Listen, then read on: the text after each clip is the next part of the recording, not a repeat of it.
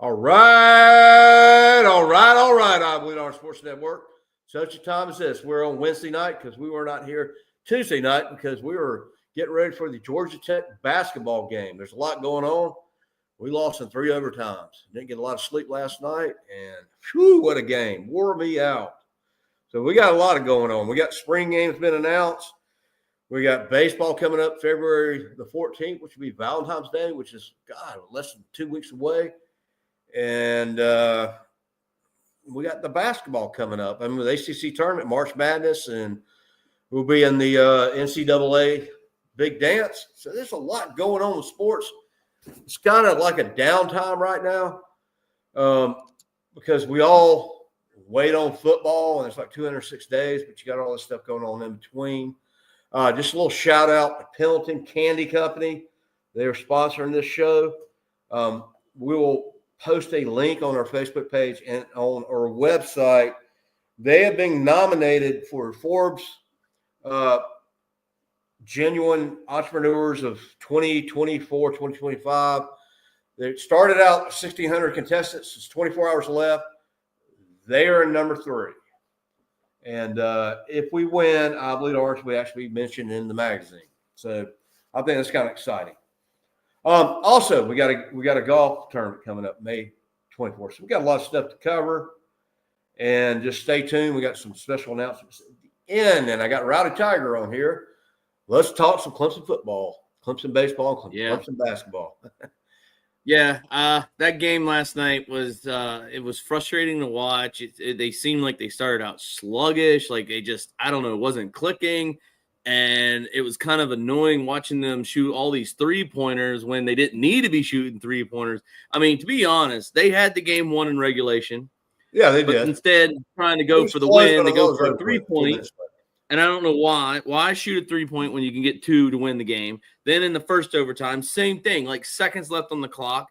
We're going to waste the clock, stand out here by the perimeter, and then try to go for a 3-point with 1 second, 2 seconds left on the shot clock. Like, why? I don't understand that. Like, now, I get it. If you were hot all night long shooting 3 points, okay, like draining them left and right, that's fine. I have no problem going for a 3-point. But all night long in regulation, they were missing 3-pointers. Yeah, they hit some. I don't know the exact stats right away, but they hit some 3-pointers. But, man, they were so many 3-pointers that were missed. And it was like they were just cold on 3 points.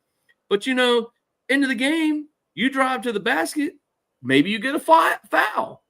Draw a foul. Get the points. Win the game. First overtime, last seconds, 3-point, miss. Georgia Tech takes it down the court, ties the game back. Like, I don't know. I was so confused. Second overtime, same thing. Last seconds left to go, and they try to go for a 3-point to win the game. And I'm so baffled by that. I don't know what was going on there. Maybe, I'm not necessarily a basketball expert. Maybe there's somebody out there that knows more about what was going on there. But to me, it was frustrating to watch, seeing us lose a game in the last couple seconds trying to shoot a 3-point when we didn't need a 3-point to win. 2 points would have won the game, period. And then going down in the third overtime, and now we're down by 3 points, and we have to shoot a 3-pointer, and it's like 3 seconds left on the clock, and we go to shoot the 3-point and miss. Game over. You know what I think it is? Let me break it down for you. You remember when we lost to Louisville? We had a week off. We had a bye week. And Louisville came into Clemson. We did a show. We tailgated all day. Everybody predicted the show was like Clemson by 21. And I think what happened was, this whole thing's mentally. We're all looking ahead to the bigger picture because after we lost Georgia, we were on a roll. And we're on a roll right now. We had a week off, and we played little old Georgia Tech, the Ramblin' Wreck from Atlanta, Georgia. They came up to Little John Coliseum, and I think we're looking ahead to Duke. I think we're a better team. I know we're a better team than they do. Yeah, we definitely did not look like the team of this season last night. I'm still big on our basketball team, man. That was just a bad night. And that game could have gone either way, man. It was so close. We lose one of our good players early in the game to fouls. He fouls out early in the second half. He's gone. And then, I don't know. Then Then you got Chef. He starts cramping. Yeah. They just did not seem like they were ready to play. They did not seem in shape. Victor was in foul trouble. I think he fouled out before we went into overtime. Who? Victor, the 7-foot white dude. Yeah. Yeah. Victor fouled out early in the second half. Like early in the second half. So, and then like I said, Chef starts cramping, you can kind of go after the referees a little bit. I felt like there was a lot of no call fouls that we should have had that we didn't get. And yet they're calling fouls on Georgia Tech that I was just kind of like, what we did the same thing and you didn't call the foul for us, but you're giving them the foul. Right. We literally would have been blown out in that game last night if Georgia Tech didn't miss so many free throws. I mean, if you go back and put all those free throws that they got on board, there would have been no double, triple overtime. They would have beat us in regulation, period. But then there was the fouls in overtime that, they missed a lot too that kept allowing us to stay in the game. But hey, it is what it is. We take the L. We move on to Duke, and I hope Brownell has them ready for Duke Saturday night. That's the game right there. Duke in our house.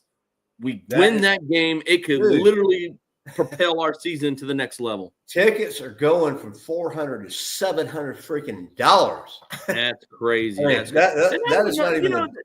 That's another sad thing there too. Well, first off, I don't know why our game was at 9:00 at night. I just feel like on a weekday we should not be playing a 9:00 time slot. All right. Yeah. And if we were on the West Coast, fine. I get that. I get it.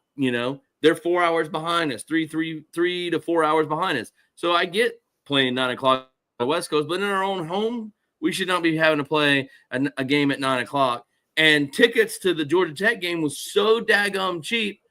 Dude, I had tickets. The stadium was not packed. That stadium should have been packed. And I sold my tickets. I'm glad I did. I did not want to go down there and go through 3 overtimes and freaking lose.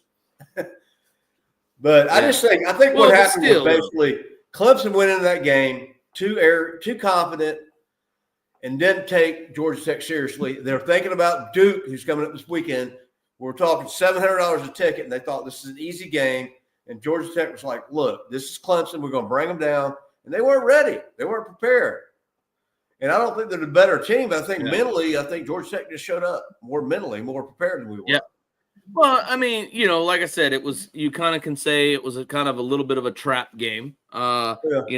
We were looking at Duke. Exactly. That's exactly. We thought we were going to just blow Georgia Tech away. They probably thought the same thing. We were going to blow Georgia Tech away and then move on to Duke and focus all of our attention on Duke.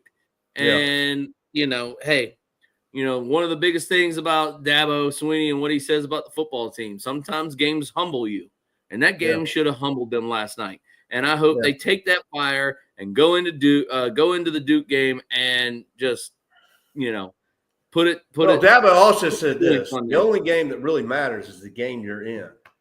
Right. And look at Notre Dame; they got beat by Northern Illinois, whoever the hell that was. Look at Carolina; they got beat by the Citadel. It's the game that you're playing. It's not even the game you're playing; it's the next play you're playing. It's right there, staying in the moment in that game and playing the next play the best you can. If you start looking ahead to Duke or whoever, you're not focusing on the moment. No, I agree. And, like I said, I don't know what happened. I didn't even expect that. They just did not look like themselves last night for sure. No. And, so, hey, Saturday night, I'm sure we're still looking good. I don't care what the AP poll says. We're still are disrespected, even though we lost last night. We've lost 5 games. 3 of them have been in overtime. 2 of them have been in double overtime, and last night was in 3 overtimes. So, if you go to the AP poll and you look at all the teams in there, there are a lot of teams ahead of us that got a worse record, even after last night. Yeah, exactly. All right, so we got a golf game coming up. For Duke. Spring game coming up. Huh? I'm hoping for the. I hope we do well in the Duke game. So, Man, that'd be epic. I'm just not. I'm gonna be in Clemson. I'm gonna watch it from the SO Club, but I will not be at the game. I'm not spending that kind of money for Clemson game basketball. Yeah. And then I guess you said the spring game has been announced. It's been announced April the 5th at 1 p.m. And we will do a show. I'm just not really sure yet. I've got a meeting with a place over in Pendleton Friday. I've got a couple people online. I think what I want to do is at Pendleton. I don't know if you've been in Pendleton downtown the square. We've got like 5 or 6 sponsors sitting around that circle. I think I'm going to have somebody that goes right after the game. We're going to have somebody that's going to sponsor it. We're going to have a couple other sponsors come down and get live on the show. So I can't wait for the spring game, April 5th. And then we've got some sort of bananas. We got that, and then but we've got some big news. We finally officially will have the first inaugural I Bleed Orange golf tournament. We're still working out the details. We don't have a date exactly, but we are looking to be playing this tournament for a charity tournament. We got a date. School golf course. May 24th. May 24th. Okay, so we do golf have tournament's going to be on a Sunday, and I want to get it where we got enough stuff going on. Where Friday, Saturday we got something going on, and not just golf tournament. I'm working on that. I'll put you in the group text with Brad and Randy, and we're going to all get on there and talk about that. Get some. I got all the paperwork. That's big news right there. You know, first inaugural I Bleed Orange charity golf. Yeah, good calls. We got Randy. By the way, Randy's going to be on Your Carolina. If you're in the upstate, it's like basically all the people that do the news, but they do like an hour segment. It's called Your Carolina with Megan Heidelberger. They're going to be on there tomorrow talking about Clemson family, and they're going to mention I Bleed Orange, but he's actually coming together with us. He's going to be on the call with us to bring some stuff together to bring something into the golf tournament. Basically, part of it's going to be raising money for prostate cancer, cancer awareness. You know, I mean, I Bleed Orange has always supported cancer. I never thought I'd get cancer. It wasn't in the family. I don't know if you know this. Orange and White tournament was actually started from a guy that played for Clemson that had prostate cancer. So it just all kind of came together. We're for a good cause. We're going to raise some money. We're also going to bring in Randy and his group and raise some money for them. Play golf.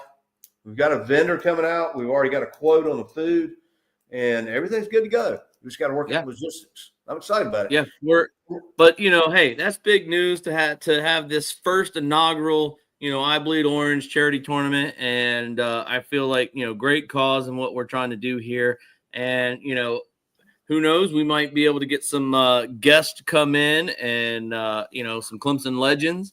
We might be able to get in there, and who knows what's in store. And you know, I know right now it's planned for May 24th, but I think eventually we'd like to move this towards the April time period and be kind of somewhere around the spring game and kind of celebrate the spring game, and you know, a little golf, a little charity. We got Friday before the spring game. We can do some stuff, and then we got the spring game, and then on Sunday we got the golf tournament.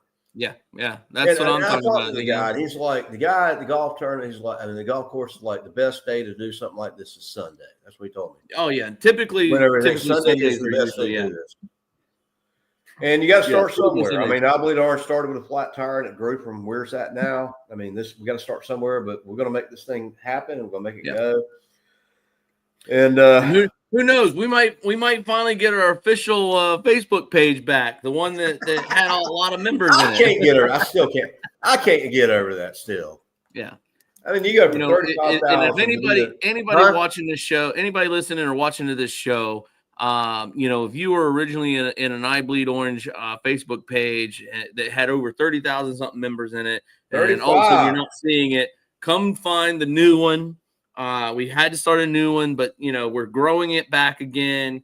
You know, hey, we're like the Phoenix. We rise from the fire and we come back. So, and you know, I'm excited for what's coming up in the future. You got to go do a little bit of a little class or a lecture. You know, what was that about? Tell us about it. It's like a dream come true. I was asked to do it. And it was a Clemson University class pertaining to what we do and people that want to make a living in what we do. And I got to talk to some college students. I've never done anything like this before, but it went actually better than I thought it would have. Yeah, yeah. And a lot of these young women and men got engaged, and we had a great class, actually. I'll send you the you seen the video? The Tiger Shack? I did see the video. Yeah. I was going to try and find a way. There's a way that we can upload certain things like that to the show here.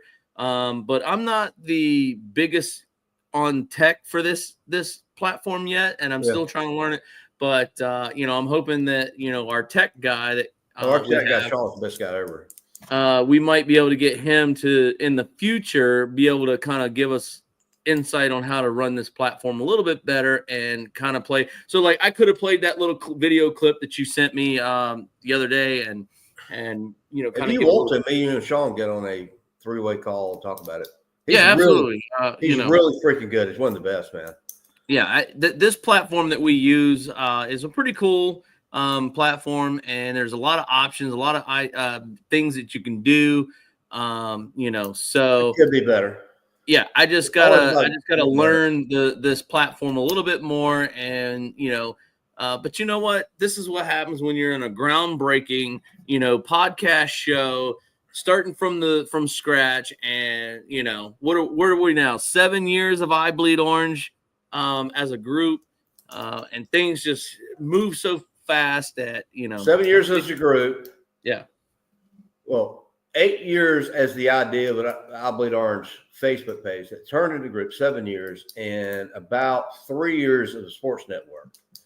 And I sat down, I met with Sean about 2 days ago. We had lunch, and he says, you got something that's for long term that's going to bring more Clemson fans in, that's going to create an income for the rest of your life. And we're set. We're just working on logistics. I mean, I never planned on starting this. So like I said, I was sitting in my house a little over a year ago, and I'd always wanted to do a podcast. And you called me, man. It was like a year and a couple months. It was right before Thanksgiving, and I'd called a dude. And God forgive me, I can't remember the guy's last name, but his son actually kicked for Clemson, and he lived in Duncan. And he called me, and we talked. And I was supposed to meet with him. Somehow I lost his number, so I was thinking about a podcast. And I couldn't find his number, and I kind of put it off. That was like in the summer. And you called me right before Thanksgiving. Remember? In November. I was pulling up the Walgreens, and you called me. And I said, well, I was already thinking about a podcast. So I said, okay, let's do this after Thanksgiving. So we're just a little bit over a year old now with the podcast show. And 3 or 4 months. And I'm excited. The craziest thing was Sanjay. What's his name? Sanjay? Yeah, Sanjay. We said, okay, we're going to talk about this. We didn't even have the platform set up, and we're going to talk about this. I was talking to Beth. Let's get this thing going. He calls me up and says, I've got 2 girls that were Clemson graduates that actually were on the road team that want to be on your podcast. And I didn't tell them this. And I'm like, okay, sure. You can be on our podcast this week. You remember that? Yeah. And we had a guest before you had a podcast, which is pretty cool. Yeah.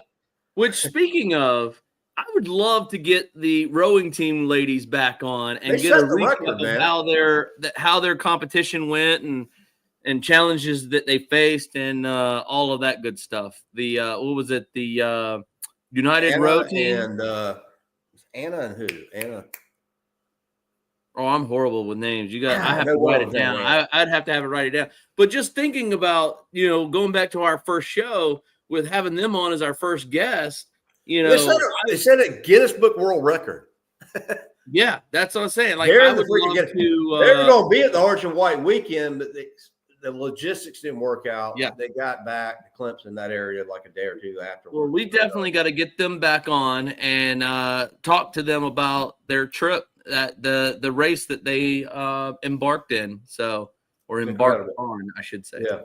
I think that would be fun to talk to them and get insights on that and their trip and the challenges that they faced and all that good stuff. So, and just, thinking back on past guests, Taj Boyd mom, Sammy Watkins mom, those were really fun interviews. And I really enjoyed talking to those two ladies. I mean, top class ladies right there. A couple times, Hopefully soon remember that one? we can maybe get Sammy Watkins and Taj Boyd on the show together and, kind of talk to them at the same time. That'd be fun. Yeah, we will. Ben Boulware. I mean, it's unlimited. List unlimited. It's kind of hard when, they're both part of the football staff now and getting them in because, I think Taj is on the recruiting trail right now. And it's like, when does Taj Boyd have some downtime to be able to get on, a podcast and whatnot? So, we'll have Dabo on one day. We're going to get there. One day we will. One day we will, on man. this show. Huh? One day we will. We will have Dabo on this show one day. ESPN is no better than we are. They've just been around a little bit longer. You mean the ESECPN? Yeah. And we got a better name, man. So, All right, so spring game, April 5th, 1 p.m. God, I was talking to that class. This is like, I was looking at the website, 205, it was 206 days yesterday, 205 days. Just seems like forever. But basically, that's a little over 6 months. They'll be here before you know it, before football season starts. The spring game gives us a little insight of football. March, April, what do we got, about 50 days before spring game? It ain't that long. 60-something days. We'll be having a tailgate party. We'll be doing a show. Absolutely. I can't wait for the spring game to see Cade Klubnik back in action. And, I was talking to a guy today about doing a live show, and he's talking about spring game. I said, yeah, spring game. We do like an ESPN game day. We come out and blah, blah, blah. And he's like, spring game. I said, yeah, it doesn't matter, man. It doesn't matter who wins. Just Clemson play a Clemson. All we want to do is see who's playing, how they're doing, and nobody gets hurt. I don't care if the orange wins. I don't care if the white wins. I don't care if they tie. It's just a fun family thing. Fun game. Like, main honestly, thing you don't want to see somebody get hurt. Yeah, I mean, and that's why they try to do some of the rules that they do. The ones that always end up getting some type of injury is a defensive lineman, offensive lineman, sometimes maybe a running back. But hey, obviously a injury-free spring game. But what I like to see is the progression. Like seeing Cade Klubnik going from the 1 year to being where we thought he was the next Trevor Lawrence or Deshaun Watson and kind of falling a little flat. And then he come out last year and was just a completely different quarterback last year. Now, is that, the age, the maturity, the game slowing down for him, as some like to say, or Garrett Riley finally starting to kind of, hey, I've got the guys in place that I like with Wesco and with Moore and Antonio Williams. I mean, that wide receiver core right there, I mean, in my opinion, kind of takes me back to the Nuke Hopkins, Sammy Watkins, and those days. We're close. Yeah, we haven't been there the last 3 years. Mike Williams and those days, like where Deshaun Watson and Trevor Lawrence, man, they just threw the ball knowing that those guys were going to catch it and not have to worry about it, Right. And I think that's where Cade Klubnik's getting to, is the fact that he can throw that ball knowing they're going to catch it, Yeah. And I think he was being a lot smarter and realizing that the offensive line was giving him more time to make some reads. So I'm excited. And then, new defensive coordinator coming in. Dude, I'm really excited about that right there is a that made my year. Huge relief in looking at what our defense can do. Right. I don't think we lost a lot of defensive players. We gained a huge defensive key player coming in for the transfer portal. So, well, when he got hired, I've heard of him, but I didn't know, so I started researching. I started looking at the videos, following around. I'm really excited about Tom Allen. I really am. Oh, yeah, absolutely. I mean, he's got the enthusiasm. He's real personable. He gets along with the players. He's all in. I think he's a great guy. Yeah. The reason we got him, really, is because his daughters and all his family lives here. He's got daughters and grandkids down here, and we're actually lucky to have him. But I think that was the missing key that we needed. Look, defense coordinator. I liked Wes Goodwin. I was not one of the fans that thought he was the worst hire ever. I liked him. I thought he did a good job. I mean, when he took over after Brent Venables, it seemed like you didn't really see like a drop in defense. Like our defense was still good. And then like all of a sudden the progression of the defense started to kind of go down. And it wasn't like we couldn't stop anybody. It was just the run game. I don't know what happened in the last 2 seasons that we could not stop the run game. Texas had her lunch, got in the end zone, and popped a beer. I mean, they kicked her butt running. Yeah. I mean, it's ridiculous. But the game was close for the most part. But if our defense could have just stopped the run game, even in the Georgia game, we held them to 3 points or 6 points or something like that in the whole first half. Yeah, it wasn't even a touchdown by them. Our problem in Georgia was offense. They had a great offense. Did crap. But then in the second half, all of a sudden, there's that run game.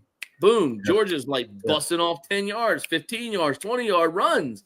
And it was like, what happened to the defense all of a sudden? Now, you could chalk it up to, well, the defense was on the field like so much because the offense wasn't doing their job, But, exactly. Hey, the defense always gets tired before the offense. It gets more energy to be on the defense. A telling sign was – what was it? The Citadel game when we couldn't even stop the Citadel run game.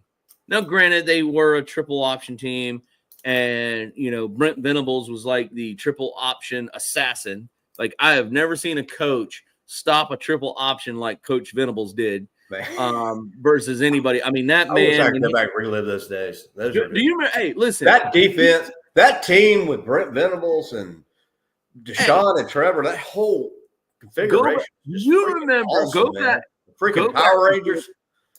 Yeah, but go back. They would hike the ball, the opposing team, and the Power Rangers, the 4 or 5 I'm talking about, would already be in the backfield. Oh, I know. In seconds. But think about this. Remember when Georgia Tech was a nonstop like triple option? Like they were hard. Yeah, they beat us so many times with that triple option. But when Venables came in, we stopped losing to Georgia Tech. We did not. I don't think we lost to Georgia Tech at all under Venables. Right. No, I don't think we did. But we used to pretty often. Because I remember in the early 2000s. I was at the game. I lived in Atlanta for a little while, and I went to the Clemson-Atlanta Georgia Tech game, and I was in the stands, and I literally just sat there and watched Georgia Tech run up and down the field on us with that triple option, and it was just, man, I was so frustrated as a fan sitting in the stands watching that game. And then I think that was the same year, if I'm not mistaken, that was the same year that we just got plowed by West Virginia in the Orange Bowl. And, 2012. But I'm telling you, like, when Venables came in, we never lost to a triple option team. That man was like the assassin to triple option. Well, it goes back to the point I've always said, and I've said it since I started this thing, since I've been following sports. All great teams have a great coach. And I know whether it's offense coordinator, defense coordinator, head coach, you got to have great coaches. You got to have talent. But look at it. I mean, anytime you look at a great team, you will not like I said, a subpar mediocre coach. You'll see somebody like the Green Bay Packers back in the late 60s sucked. And then Vince Lombardi came on. I mean, they were like 2 and whatever. They couldn't win a game. He came on within a year. He had three Super Bowls. Same thing with Dallas Cowboys. Same thing with Clemson. And I knew Alabama was going to struggle because look who left. I mean, I knew they were going to have a tough year. But, I mean, Clemson was kind of subpar until Dabo came on board. Yeah. And what changed? Well, we had to go through our coaches to get to Dabo. And, Dabo came on board. Did we not win the ACC championship that year? And he came on halfway in the season. We did not win. No. It was the following he came in on, was it the end of 08, 09. Okay. And we did not win the first ACC championship until 2011. You're right. No, I rephrase. Was it 2010 or 09? I'll have to go back and look. I can't. It was either 09 or 010. We won the SEC championship in 11. We definitely won in 11. That I know for sure. I think we won. I want to say it was either 09 or 010. We went to the championship game and lost. Okay. And I believe we lost to like Wake Forest or something like that. I can't remember exactly who, but it was. But we hadn't been in a while. I used to know this one, like this game by the heart, but it's then slipped my mind now. I guess it's that old age. But we lost. We did go to the ACC championship game. It was either 09 or 10, but we lost. And then we went to 2011 and won it, and then got our butts handed to us by West Virginia. That was one of the worst. And games. that was one of the worst games I've ever watched. Yeah, and that's when Dabo Swinney, after the Orange Bowl loss to West Virginia, fired what's his name? Steele. Yeah. Fired Steele and hired Venables. Yeah. And things started to change pretty quick. And then that's, history was wrote and the Roy bus was off. Yeah. And then, let's see, 14. Yeah, 14. Deshaun came on board. You had Taj, 13. And it was 4th and 16. Yeah. And was it Peach Bowl? Peach Bowl, Atlanta. Mm-hmm. I was made that pass, and we kicked the last second field goal. That was the deciding point of our future. And then, so that was in 13. Then 14, Deshaun came on board. He didn't even start because Dabo's like that a lot of times. I don't care how big of a star in high school. He didn't start until like second or third game. And I remember he played in the North Carolina game. I was there watching it at Clemson. And he threw 7 touchdowns. Well, I think it was in Georgia Tech game. About 4 or 5 games later, he had an ACL pull. Yeah, and he had to sit out. And he wasn't the starter and he did not start in 2014. I was at the Georgia game. This is when I was living in Atlanta. And I actually went to the Clemson Georgia game, and Deshaun was running back for who? Georgia. Oh shoot! You had to say it. He ran all over us. Oh my gosh, that guy! And he had a good career. He had like 10,000 yards. Yeah, and he had a pretty good career in Gurley. It was Gurley. Gurley, yes, Todd Gurley. He ran. Man. He got 300 yards. That's what I'm saying. When you said the name, I was like, oh, it was in my head. Todd Gurley, man, that guy. But you know what? He had a successful NFL career too. So yeah. But I was at that game and Deshaun was not the starter. And then when they brought him in, he did well in the game. Did he not? Did he not throw a touchdown? Yes, he did, but he was not the starting quarterback in the Georgia game, is what I was saying. He came in that game and he threw a touchdown pretty quick, like a big one, like 56 yards. He was not the starter, which, like I said, that's when we were on that little skid with Gamecocks. We lost like 5 in a row. You remember that? Oh yeah, trust me. You don't have to remind me of that. Huh? I said you don't have to remind me of that. And then he came to the South Carolina game limping on one leg, and I'm saying I don't care what happens this year. Beat Carolina, he did. Yeah. And then he was out for I think it was the Peach Bowl again or the Orange Bowl. We played Oklahoma. Cole Stout was quarterback. Yeah. We weren't favored to win, and we blew him out. I was like, where was this quarterback the whole season? Yeah, because he was like the turnover king, man. And then Sean came back next year, and the rest was history. We started winning national championships, going to the national championship. Trevor came in, same old thing. 2020 hit. We lost a couple of people, quarterbacks and stuff. We kind of went – the new standard kind of went down a little bit. I think we're back where we were when all this started. Yep. I think we're really sitting there with the coaches and everything. Yep. I'm curious to see who our running back is. I'm excited to see this team in spring. I'm excited for the upcoming season. We got LSU in the Valley.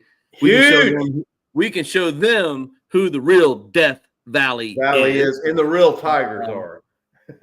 So I'm excited for this upcoming season. I think we have a real shot. Hey, we made it to the 12, first year making it to the 12 playoff after having a little bit of a dismal, couple years of not making the playoffs. But we're back, we're proud, and we're loud, and we're going to do it. Well, look at it, man. Besides the LSU game, if we beat them, and I think we will, or at Death Valley, unless Hey, there's a crap game in hey, there, Carolina's better. LSU has a curse going on right now. They haven't won their first opening game in 3 years. You're right. It's going to be 4 years. We beat them. Who else is going to beat us? Well, hey, they finished strong last year. Yeah. They finished strong, but we're going to show them who the real Death Valley is, and we need that stadium to be. We play Carolina at Carolina this year. Yeah. And besides that, you got LSU and Carolina. Unless there's a trap game in there, I see us winning out. We could lose a game. I think we will, but I think we go undefeated. Actually, you're gonna have to get me some tickets to that LSU game, dude. You're coming. You're gonna get on the show with us. Come on. Yeah. I got tickets. I need some tickets to that LSU game because that stadium's got to be packed. It's got to be. Have they announced the time for that? They haven't done that yet, have they? It better be a night game. It better be a late game. Oh, I'm pretty confident that'll be a night game, but not unless Dabo and company kind of. I don't think they announced the time for that. The guys to be on ESPN again. We have not had ESPN game day since. I was at the game. That was NC State. It was 2022. Well, I feel that one, this will be a game day game. Okay. Yeah, it's got to be. Two, I think it's going to be a night game. The Carolina game should have been a game day. There's so much going on. First off, you got LSU, first time coming to the Death Valley ever. Yeah. Okay. Plus, you got Clemson, who is being listed as front runner for Heisman Trophy. Yeah. All right. Hey, maybe we finally get a Heisman Trophy winner at Clemson, even though Death Valley we technically had 2 Heisman Trophy winners with Deshaun Watson and Trevor Lawrence, and even Kirk Herbstreit said it himself in the championship game of 2016. They got it wrong that Deshaun Watson should have been the Heisman Trophy winner. Yeah. Not Lamar Jackson. All right. But, hey. Keep talking. I'm going to look at something real quick. No, like I said, that game needs to be standing room only, okay? Standing room only in that game. I don't even know if that's a possibility at the Tiger Stadium, but we'll figure it out. Hey, open up the gates once the seats are filled and let them pack it more and let them hear the roar. I can't wait. I'm excited. I think we have a good year coming. Hopefully, Allen can get that defense in line and ready to go. The good news is we didn't really lose anybody in the defensive side of things. So that's a positive, and a lot of young guys in that defense too. So a lot of those guys last year were freshmen and sophomores. So now we're going to have a lot of sophomore and juniors on that team. For the LSU game, but as soon as it does, I'll let you know. If you don't have season tickets, but it'll go on sale. We'll get about 20 or 30 IBOs people. We need to make it big this year. Oh yeah, absolutely. Yeah. Do a show, hang out, tailgate, have a good time, and beat the Tigers. Exciting thing, like I said, the LSU game. Hey, the Duke game, number 2 Duke coming in our house. We gotta show up for that game, man. Well, we've had a couple of big opening games, but it hadn't been at Death Valley. You usually play like Citadel, Troy, some team at home the first game. Played Georgia, which is a big team. We play them in Atlanta. Yeah, well, that was a big game in the Valley. Neutral field, but that was not a neutral field game. I'm sorry. No, it wasn't. It was not.